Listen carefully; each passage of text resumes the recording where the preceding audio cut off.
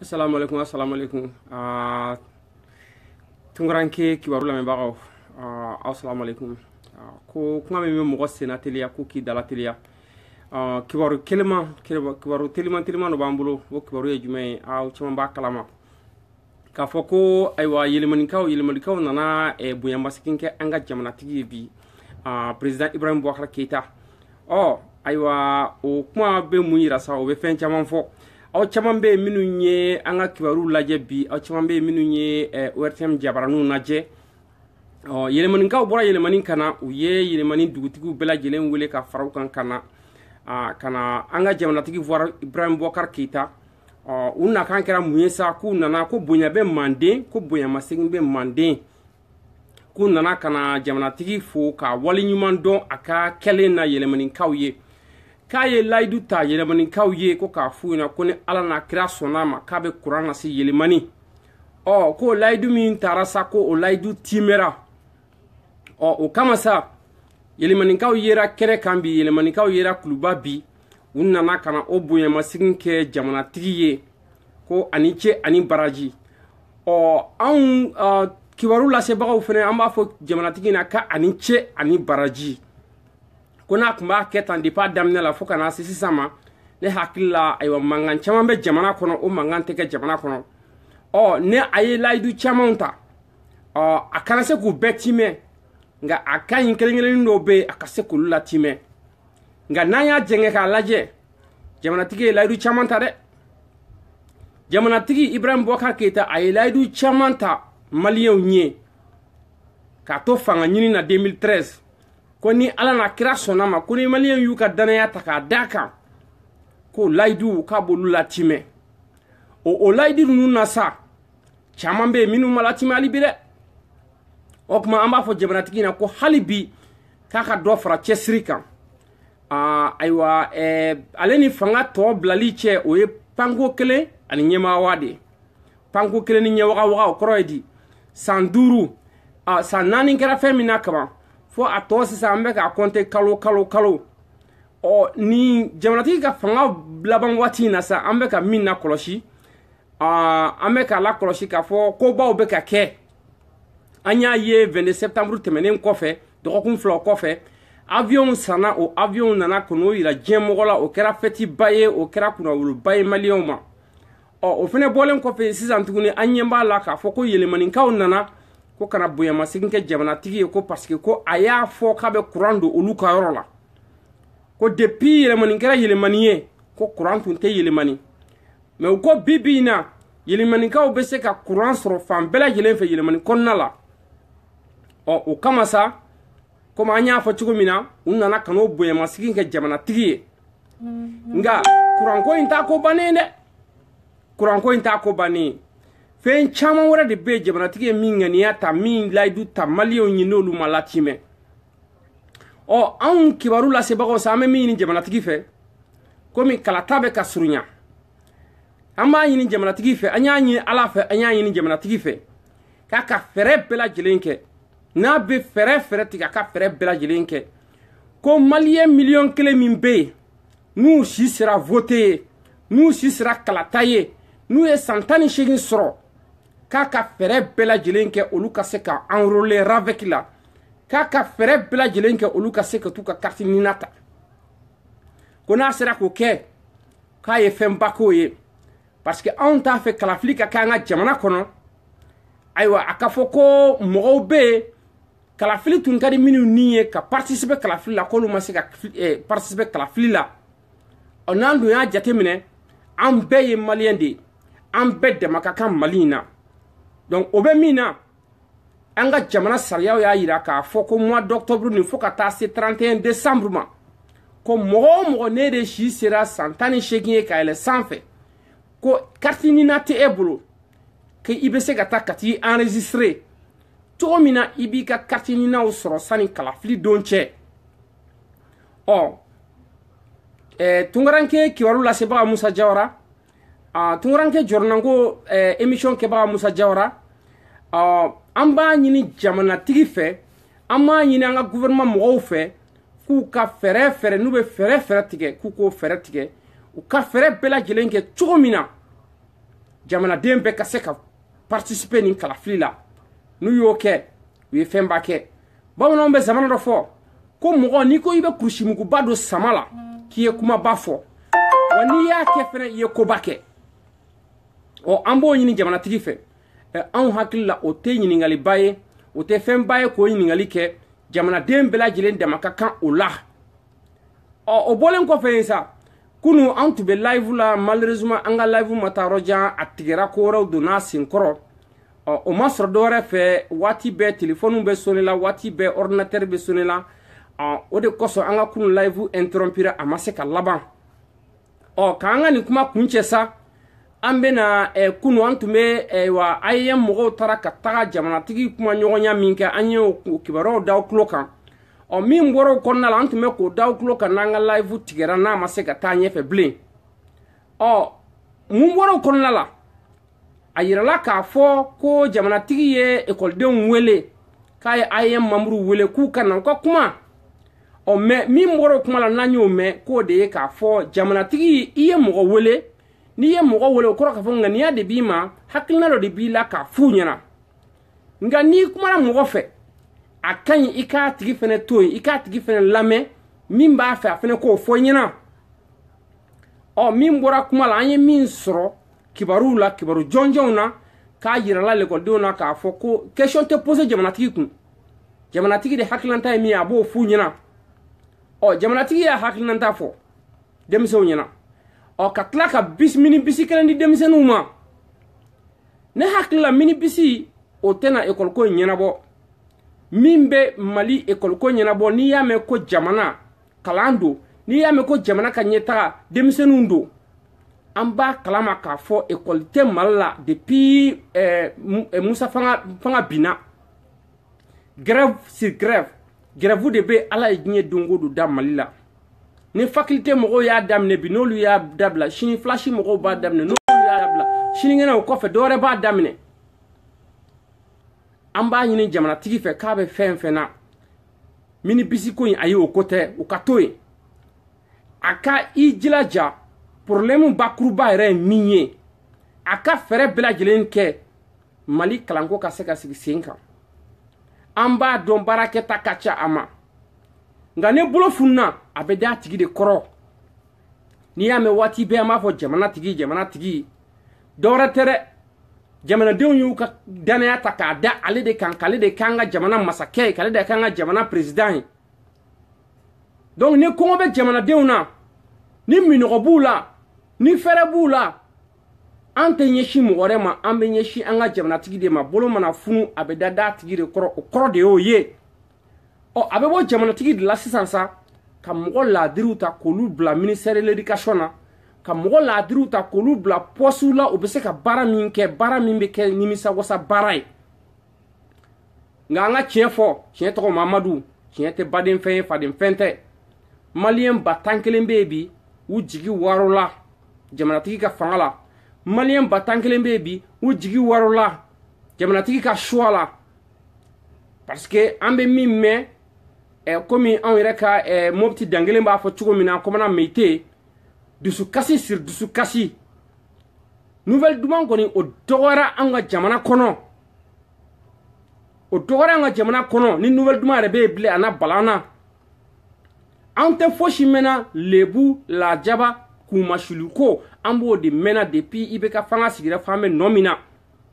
o ye IBK nɔ ye wa an bɛ se k'a fɔ o y'a nɔ ye parce que ale de ye jamanatigi ye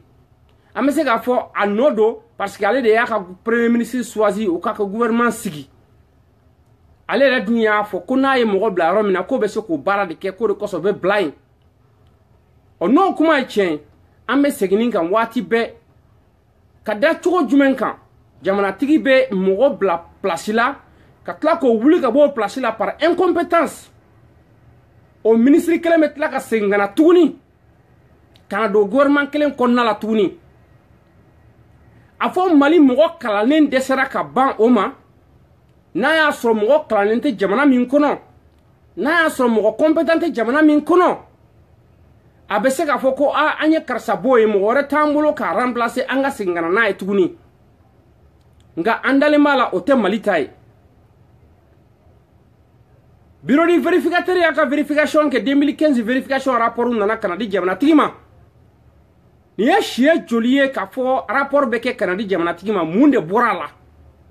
balmo tungoranke o awni ne munde bora Allah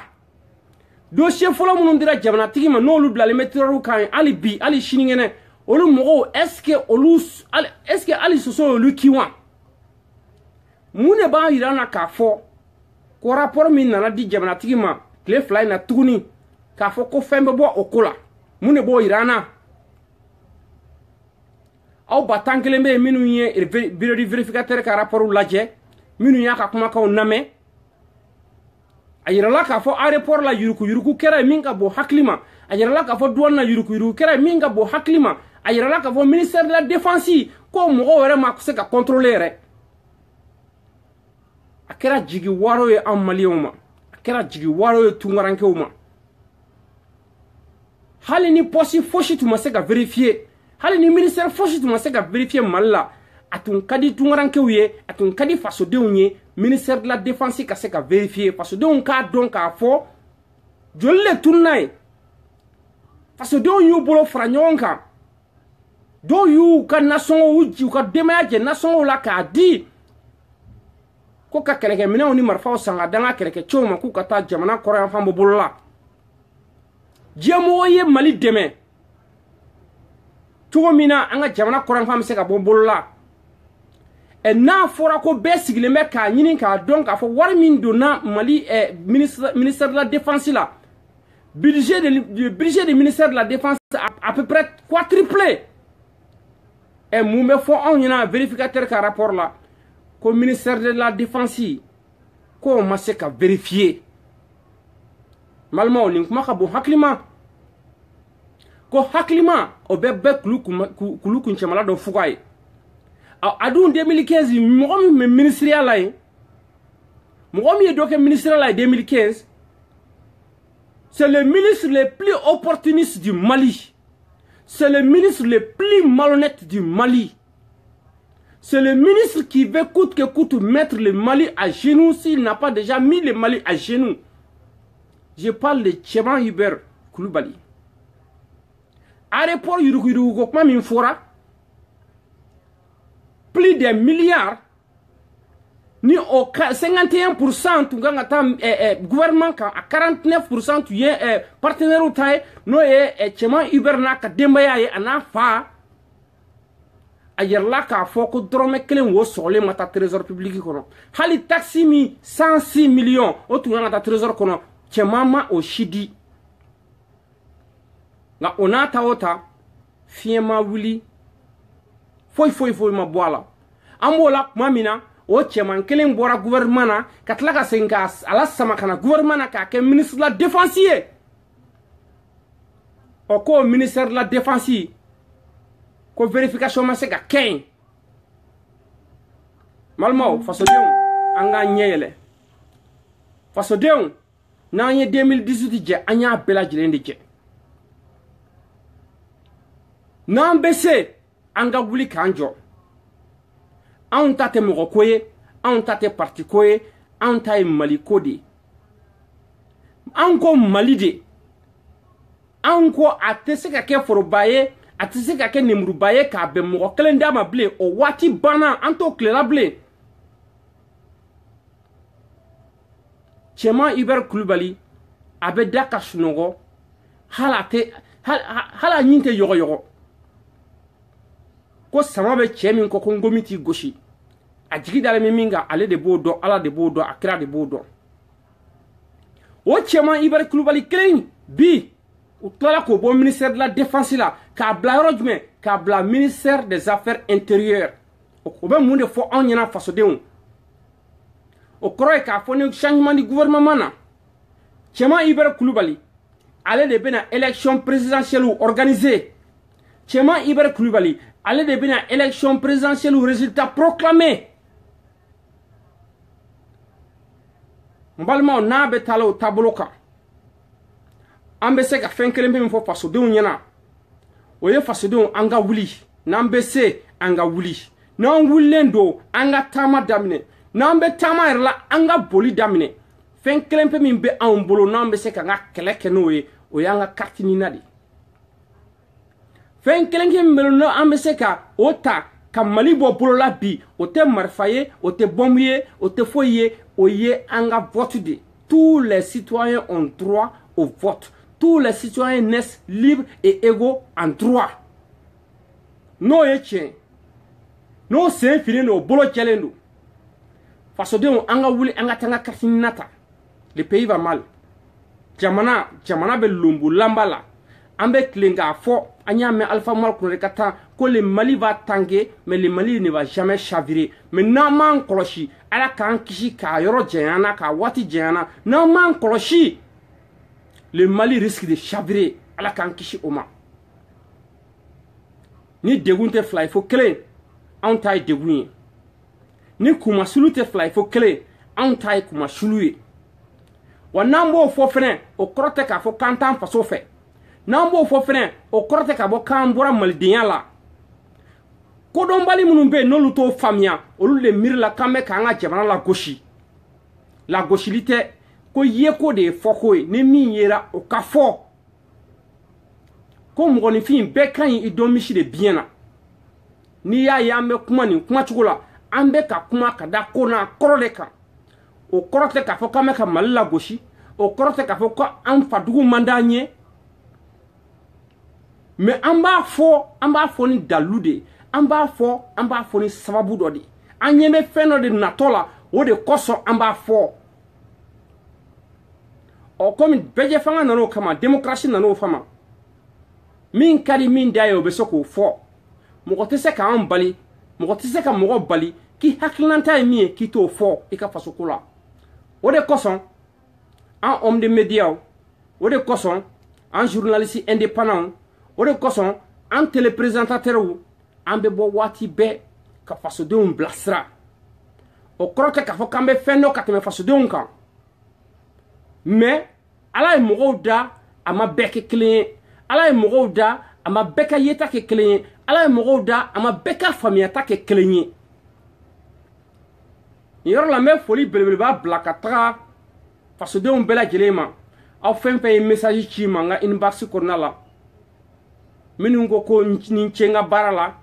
minu yera ko aywa ko saninga anganta ke malla goshi ko nan tun amunu bora Mali kono ko nan tun tura Mali kono ko Mali be ron nakate kay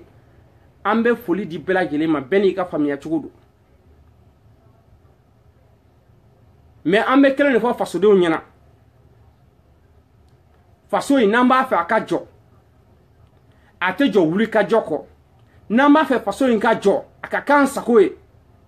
ate se ka jo yuruku kan ate jo ngalon tege kan o be mina faso de 2018 na todo alternance 2018 on a besoin d'un changement radical chez nous au Mali. Et si jamais nous ratons ce train du changement radical en 2018, ça n'est fini pour notre pays. À la Kankishi Oma. Donc, ante segment min folie là, ante na nyina kuma min folie là,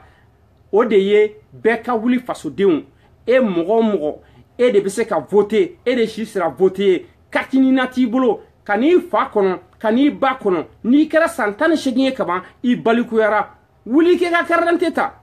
ayeta meriou la, ayeta sous-préfecture la, ayeta yoro la na bese ka enregistrer, ka katini na soro, pour que anga ke kuluye, ka yele mala na anga jamana kono, sinon Mali taye la jaba danye bi.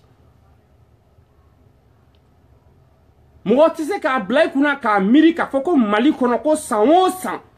ni vérificateur ka rapport bora wari dogo mani suele faso de on fait faso de njugu fait Mali jugu fait minu da donné no Mali jela ka mi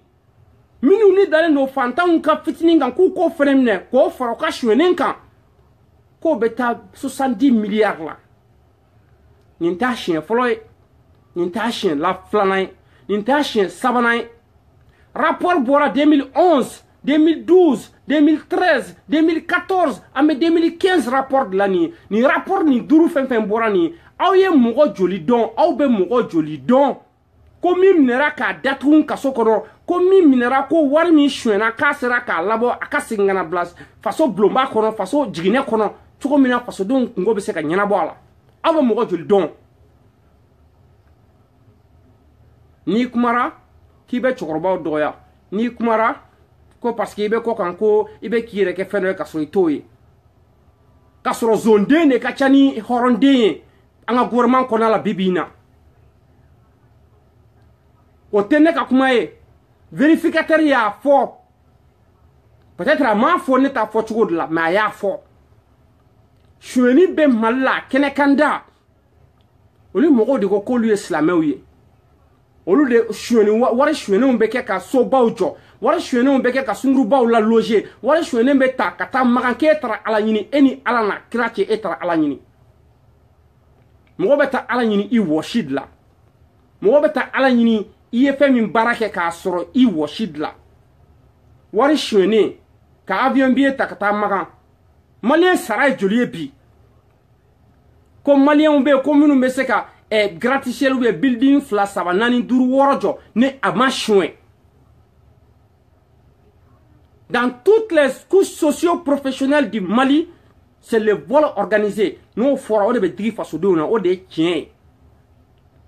minnu bɛ k'an na gosi réseaux sociaux kan commerçants olu ta faamuyalen don caman ba tan kelen bɛ yen i ka conteneur bɛ na o bɛ taa douaniers voir min kan ka $33,000 sara min na o bɛ $7,000,000 sara o la o $7,000,000 saba bɛ taa gouvernement ka caisse kɔnɔ a tɔ bɛ taa comment dirais-je douanier poche kɔnɔ olu b'u ka marchandise ta k'o feere donc olu t'a fɛ ŋaniya juguya min bɛ ka kɛ olu t'a fɛ fasoden juguya min bɛ ka kɛ an ka douaniers fɛ an ka cadres fɛ o kuma ka fɔ parce que olu dahirimɛ dulonnen don olu la olu fɛnɛ ko olu ye silamɛw ye k'olu bɛ ka wari min sɔrɔ k'olu bɛ k'a sɔrɔ u wɔsiji de la e ni Ala na kira cɛ e b'a dɔn i ni Ala na kira cɛ la e ka marchandise min nana a kan ka dédouaner da min na e b'o dɔn e ye min di e b'o dɔn e tɛ fasoden jugu ye e ye mun ye n'i dun b'a feere i t'a feere da ɲɔgɔn na ko parce que k'i y'a dédouaner da ɲɔgɔn na i b'a feere à des prix exorbitants pour avoir quoi du bénéfice tout en sachant que tu n'as pas payé les taxes que tu devais payer comme ça se doit wa an b'o jamana de kɔnɔ bon ko kuma de tɛ se ka k'o jamana kɔnɔ ko fasodenw ka dɔw ka fasoden juguya kuma k'o tɛ se ka fɔ ou bien k'o man ka fɔ ou bien n'i y'o fɔ k'i ye cɛkɔrɔbaw dɔgɔya ou bien n'i y'o fɔ k'i tɛ cɛkɔrɔba bonyala bilen n'a y'a sɔrɔ cɛkɔrɔba min b'a fɛ a k'a yɛrɛ bonya a ka bonya mɔgɔw fɛ i b'i yɛrɛ bonya fɔlɔ de ko mɔgɔninfin n'i y'a mɛn mɔgɔw y'i bonya e yɛrɛ y'i yɛrɛ bonya fɔlɔ n'i ma bonya da i kan jɔn de bɛ bonya da i kan n balimaw an ka bi tunkaranke kibaru a tun dabɔra ka yɛlɛmaninkaw ka bonya min kɛra jamanatigi ye n'u nana ka n'o bonya da jamanatigi kan ani yɛlɛmani kɛrɛfɛ dugu fɛn min bɛ a dugutigi fɛn min bɛ u nana k'u nana bonyamasegin kɛ jamanatigi ye ko parce que k'a ye layidu ta u ye ko a bɛ kuran lase yɛlɛmani ko wa kuran sera yɛlɛmani k'an ko président ma k'a ni ce ani baraji a ka o layidu timɛli la ko mais an ko président ma k'a ma ban dɛ ko hali bi mɔgɔ jigi b'a kan maliyɛnw jigi b'a kan mɔgɔ jigi t'a kan maliyɛnw jigi b'a kan k'a k'a kɛ Ala n'a kira kama dossier minnu dira a ma le dossier de détournement du vérificateur général a kana kɛ tiriwarakam ko ye hali bi Daniel Tessugue bɔra ka procureur la ka da nin de kan k'a ka kɛ Ala n'a kira kama n'a y'a sɔrɔ ministre de la justice b'a bolo capable de conduire des enquêtes capables de juger les coupables. Nous, on veut voir les coupables. On veut que les coupables nous rendent ce qu'ils nous ont pris. Sinon, nous, président, mi clochi, n'anga gouvernement mi clochi, ni population murutira, ni malidenw murutira. An yɛrɛ bɛ wuli an b'an ka liti minɛ an bɛ taa jɔ ministre de la justice da la ni coupable ma minɛ an tɛ taa an ka so ou bien an bɛ wuli an bɛ taa présidence la ni coupable ma yira an na ni justice ma rendi an tɛ taa an ka so